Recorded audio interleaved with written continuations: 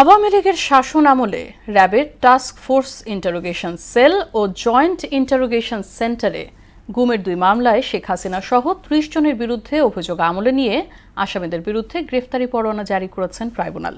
Prosecution জানায়, শেখ হাসিনার নির্দেশেই বিরোধী মতের ব্যক্তিদের গুম করা হতো। এছাড়া জুলাই আন্দোলনে রামপুরায় 28 জনকে হত্যার অভিযোগে বিজিবি কর্মকর্তা রেদওয়ানুল সহ 4 জনের বিরুদ্ধে অভিযোগ আমলে নিয়ে আসামিদের গ্রেফতারের নির্দেশ দিয়েছেন ট্রাইব্যুনাল। মেজবার রহমানের রিপোর্ট।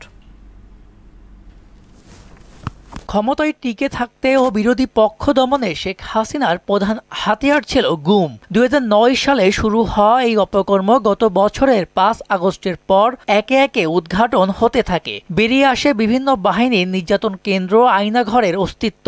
মুখ খুলতে থাকেন গুমের শিকার ব্যক্তি ও নিখোঁজদের স্বজনরা। সুনির্দিষ্ট অভিযোগের প্রেক্ষিতে বেশ কয়েকটি গুমের ঘটনা তদন্ত করছে প্রসিকিউশন। বুধবার 2 মামলায় আনুষ্ঠানিক অভিযোগ দাখিল করে প্রসিকিউশন, যেখানে শেখ হাসিনা ও তার উপদেষ্টা তারিক সিদ্দিকী সহ মোট 30 জন আসামি। শুনানি শেষে অভিযোগ আমলে নিয়ে আসামিদের বিরুদ্ধে পরোয়ানা জারি করেন ট্রাইব্যুনাল।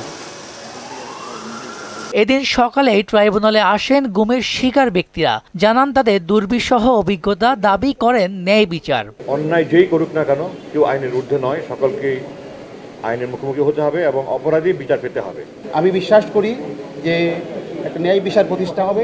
আমাদের সাথে যে জুলুম করা হয়েছে, আর কোনোদিন কোনো নাগরিককে যেন এই জুলুমের শিকার করতে না হয়। 7 মাস গুম ছিলাম, কিন্তু বিশ্বাস ছিল যে একদিন না একদিন বাংলাদেশের মাটিতে আমরা এটার বিচার পাবো।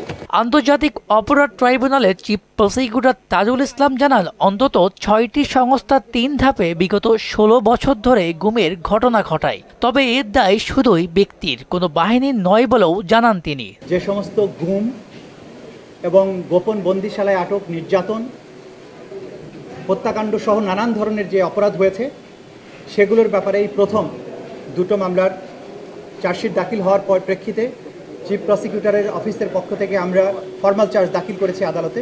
ট্রাইব্যুনাল সবগুলো অভিযোগের বর্ণনা শুনেছেন। শোনার পরে তাদের এই আসামিদের বিরুদ্ধে অভিযোগ কগনাইজেন্স নিয়েছেন এবং তাদের বিরুদ্ধে গ্রেফতারি পরোয়ানা ইস্যু করেছেন। এদিকে জুলাই আন্দোলনে রামপুরায় গুলি করে 28 জনকে হত্যার অভিযোগে বিজিবি কর্মকর্তা রেদওয়ানুল সহ 4 জনের বিরুদ্ধে দাখিল করা অভিযোগ আমলে নিয়ে আসামিদের গ্রেপ্তারের নির্দেশ দেন ট্রাইব্যুনাল। যে কয়েকটি অভিযোগ আমাদের কাছে ইতিমধ্যে প্রমাণিত হয়েছে, সেগুলোর ব্যাপারে আমরা ফর্মাল চার্জ দাখিল করেছি। অন্যদিকে ট্রাইব্যুনাল 2-এ সাভারের আশুলিয়ায় হত্যার পর 6 জনের লাশ পোড়ানোর মামলায় 9ম দিনের সাক্ষ্য গ্রহণ শেষ হয়েছে। মেজবার রহমান, মোহনা সংবাদ, ঢাকা।